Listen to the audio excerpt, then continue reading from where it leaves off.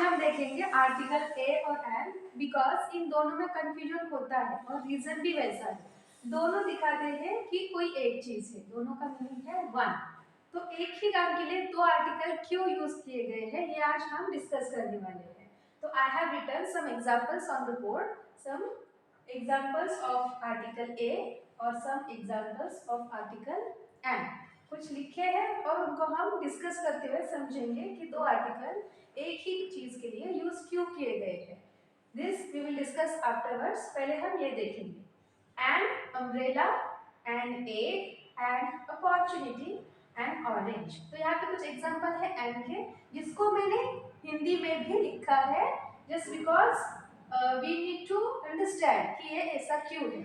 यहाँ पे लिखते हुए मैंने एन ना लिखा है, यहाँ पे लिखा है अम्ब्रेला, एग, अपॉर्चुनिटी और ऑरेंज। तो यहाँ पे हमने एन ना लिखते हुए लिखा है। अगर हम ऐसा पढ़े तो क्या होगा ये देखते हैं और फिर वी विल फाइंड आउट कि ये ऐसा क्यों है। अम्ब्रेला, अम्ब्रेला, जब हम इसको पढ़ रहे हैं तो ये आर्टिकल ए जो है वो ठीक से सुनाई नहीं देता, या फिर वो एक सेपरेट वर्ड है अम्ब्रेला से पहले, ये ठीक से सुनाई नहीं देता।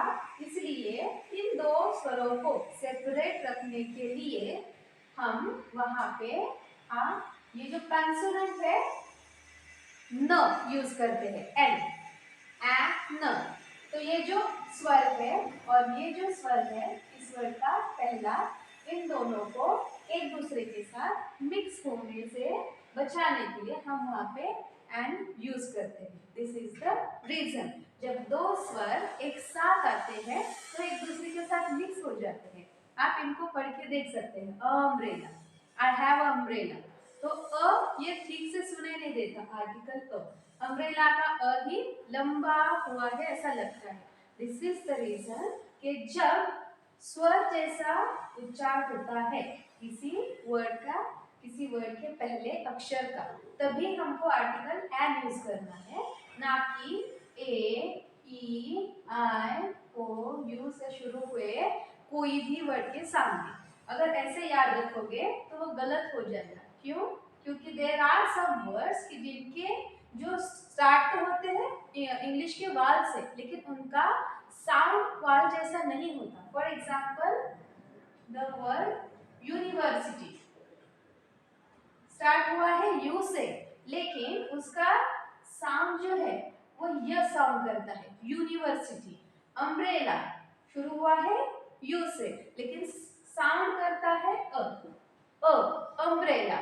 ये जो वर्ड है यू से ही स्टार्ट हुआ है, लेकिन यह साउंड करता है। तो यहाँ पे हम आर्टिकल ए यूज करते हैं।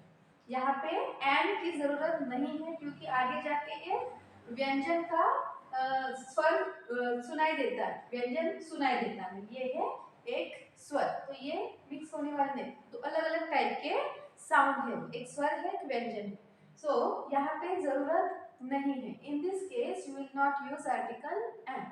तो ये जो है तरीका याद रखने का कि अगर कोई वर्ड ए, ई, आई, ओ या यू से स्टार्ट हो रहा है तो वहां पर एन यूज करना है, ये गलत है।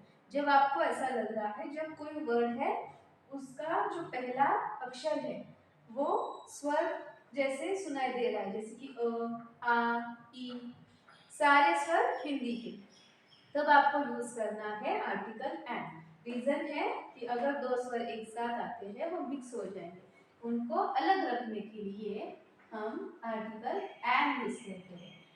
This is the reason we use articles A और an for the same reason कि कोई एक चीज है ये दिखाने के लिए। Now we will see these words, a cat, a house, a man and a kite. तो यहाँ पे आर्टिकल ए के सामने अगर आप हिंदी में लिखे तो वहाँ पे हिंदी के व्यंजन ही दिखाई देते हैं, जो कि है म, क, ह और ख। अगर आपको किसी भी इंग्लिश वर्ड का स्टार्टिंग का जो लेटर है वो कंसोनेंट जैसे साउंड कर रहा है, ऐसा लग रहा है, तो आप वहाँ पे ए ही लगा सकते हैं। अगर स्वर आपको सुनाई देते हैं तो आपको एन लगाना है। रीजन हमने देखा है। तो this is the way you can use article A और एन।